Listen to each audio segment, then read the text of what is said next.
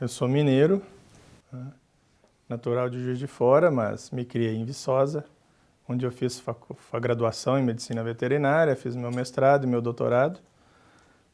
E fui contratado pela primeira empresa que eu trabalhei, a Pfizer. Ela me mandou para o sul do Brasil. Vim para o Rio Grande do Sul. Depois do Rio Grande do Sul eu fui para o Paraná, já por outra empresa. E quando eu estava morando no norte do Paraná, em 2007, segundo semestre de 2007, veio o convite para vir trabalhar na Aurora e mudar para Chapecó. No final de 2007, eu me mudei para Chapecó, comecei a trabalhar na Aurora em novembro de 2007. E estou em Chapecó desde então. Rodrigo, a Viçosa é conhecido na América Latina como um centro de referência em pesquisa do agro, né? O que aconteceu lá? Foram investimentos? O que aconteceu lá de diferente do restante do país? Olha, é uma grande incógnita, porque não a Viçosa está situada numa região que não é uma região grande produtora agrícola, né, agropecuária, né? Mas quando implantaram a universidade lá, ela começou como uma universidade estadual, não me recordo o ano agora, e depois, com o passar dos anos, ela foi federalizada.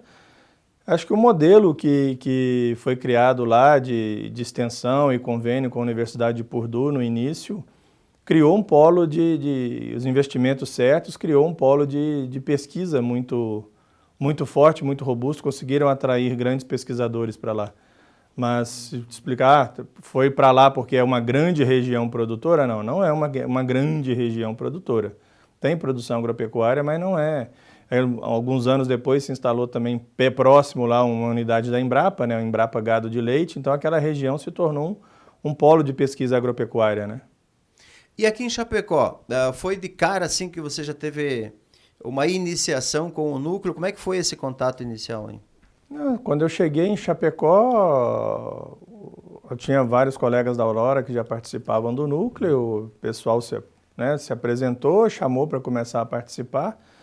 Quando eu cheguei, no final de 2007, naquela época só tinha o simpósio de avicultura. Então o simpósio de avicultura de abril de 2018 já estava praticamente finalizado, mas aí me convidaram para ser moderador em uma das palestras, e aí eu já participei nesse evento, e foi o primeiro ano que foi o último evento que aconteceu no Hotel Lang, ali em 2008.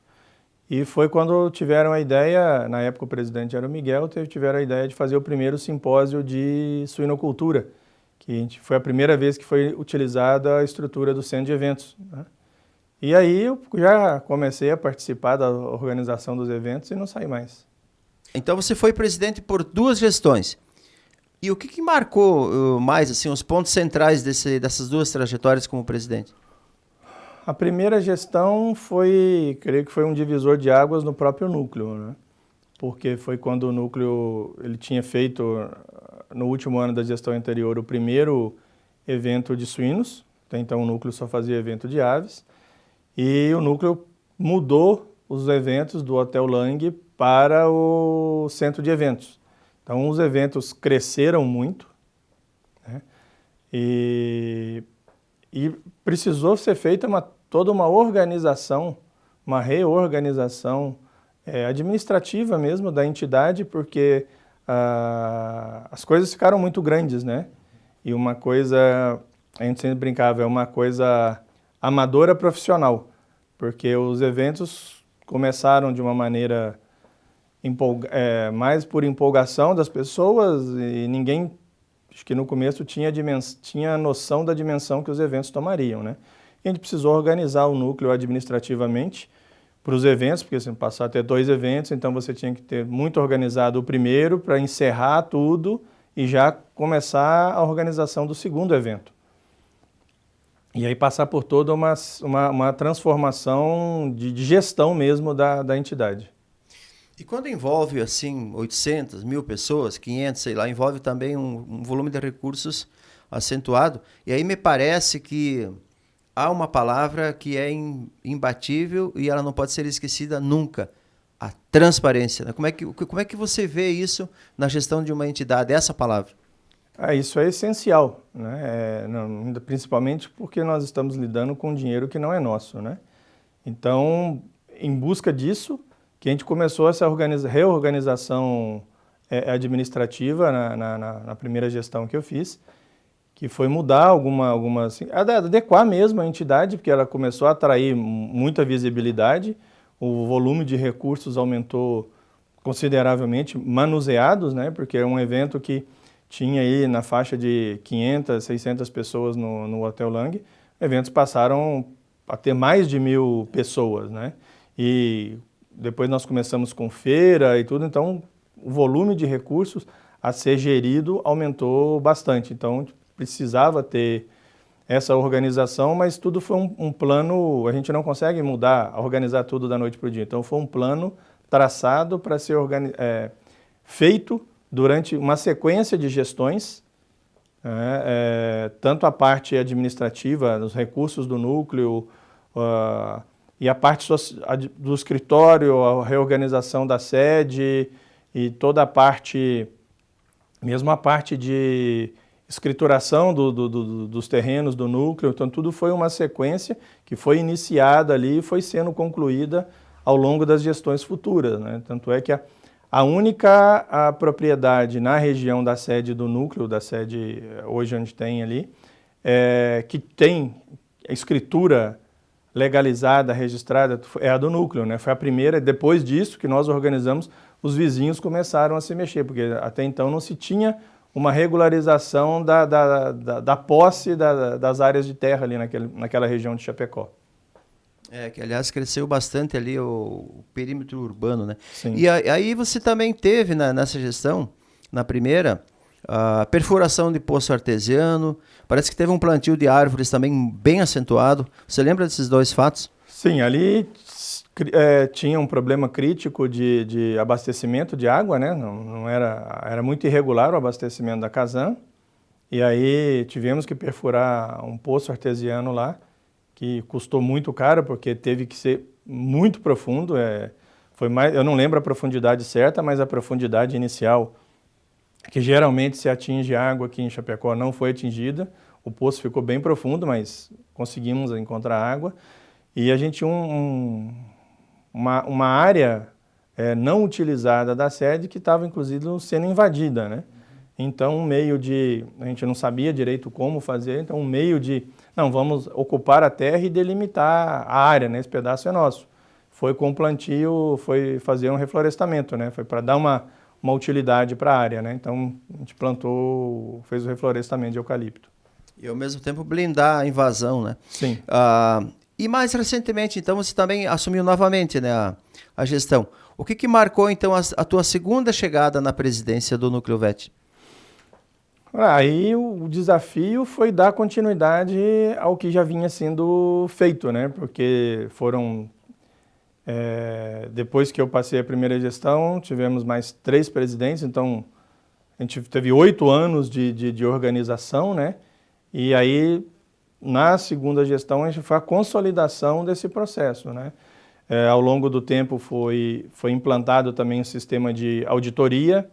Então, quando se fecha as gestões, a gente contrata uma auditoria externa para auditar todos os procedimentos, até porque foi alterado o estatuto do núcleo e da Sociedade Catarinense de Medicina Veterinária, adequando a nova legislação ao Código Civil. Então, a gente passou a seguir todos os procedimentos fiscais e contábeis, tudo que a legislação manda. E essa auditoria é com esse intuito de deixar com que o núcleo sempre siga as normas, tornou a entidade em alguns pontos um pouco mais burocrática, sim, mas não é questão de querer ser burocrático, né? É questão de seguir a legislação para preservar a entidade e preservar as pessoas, né? Então, sim, só a entidade, a auditoria nunca foi com a intenção de pegar nada errado, e sim de orientar, né? Esse procedimento correto de fazer o pagamento é assim, de receber notas é assim, coisas simples que a entidade precisa seguir para não ter problema. Essa ideia do compliance, digamos assim, né? Ela peregrina todas as organizações e todas ao mesmo tempo, me parece. Ou seja, tudo em conformidade, mas aonde? Nas entidades sociais, nas filantrópicas, nas organizações empresariais. Ninguém escapa dessa rede malha 2, digamos assim, né? Que pega até o girino, né? Sim, isso é importante porque a Sociedade Catarinense, que é a entidade mãe, a entidade estadual, ela é formada por núcleos, né? E o único núcleo que sobrevive com as pernas próprias, que tem vida própria, hoje eu posso falar que até totalmente independente da entidade mãe, é o núcleo de Chapecó. Então, essas ações sempre foram tomadas visando a continuidade do núcleo, porque tem a renovação das pessoas, né? São gerações, e a intenção é que a próxima, daqui 10 anos, daqui 20 anos, ou mais 50 anos, o núcleo esteja ativo e organizado. A gente tem que organizar pensando na perpetuação da entidade, né? Vamos agora fazer um fechamento, se você concordar. Desafios para o amanhã, né? Você ainda é jovem, mas está então cunhando a sua marca, né? Botando a sua digital nos 50 anos, digamos assim, né? Assim como os demais também. O que fica para o futuro de desafios, na tua opinião? Para o núcleo?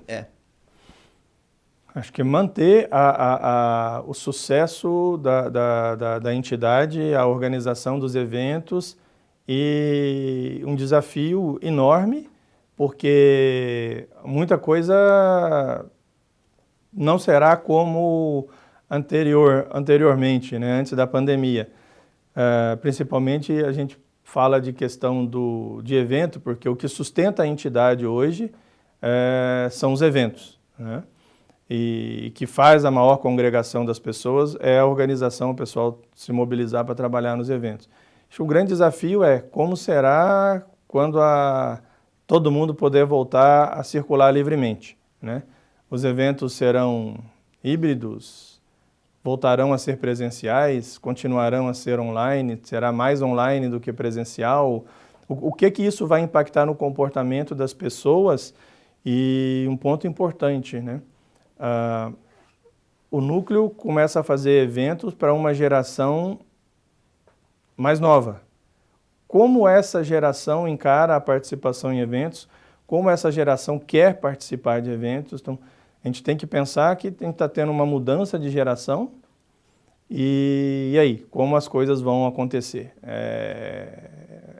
Porque a gente, não sei, realmente é difícil a gente prever como lidar com essa transformação que o mundo passa a cada vez. A gente não consegue saber nem qual vai ser a próxima transformação que vai acontecer nos próximos 5 anos. Então, como nós vamos nos adaptar, né? Mas você, Rodrigo, imagina em fazer uma ouvidoria com a nova geração, digamos, abaixo de 30 anos, por aí? Eu não sei. Ou meio que vai tateando a realidade e se ajustando? Eu não sei se é uma ouvidoria, mas a gente a entidade tem que ter a sensibilidade de perceber como as coisas vão acontecer, né? Principalmente com relação aos eventos, depende 100% do patrocínio. Como as empresas também vão passar a encarar essa questão de patrocinar eventos, de participar de eventos. Então é um mix, né, entre atrair o público, atrair o patrocinador e promover o evento e interagir, fazer com que a entidade também consiga interagir, porque a geração mais nova, eu vejo pelos meus filhos, eles interagem muito mais virtualmente do que pessoalmente. Eles têm muita facilidade em se comunicar por mídias sociais, mas se precisa pegar um telefone e ligar para o lugar para pedir uma comida, não liga, mas se tiver como pedir por aplicativo, pede. Então, como lidar com isso, né? Não tem certo e não tem errado, são épocas diferentes, costumes diferentes, e a entidade tem que ser flexível e conseguir fazer com que as pessoas, os sócios da entidade, interajam, né? Claro, na maneira que cada geração gosta de interagir, né?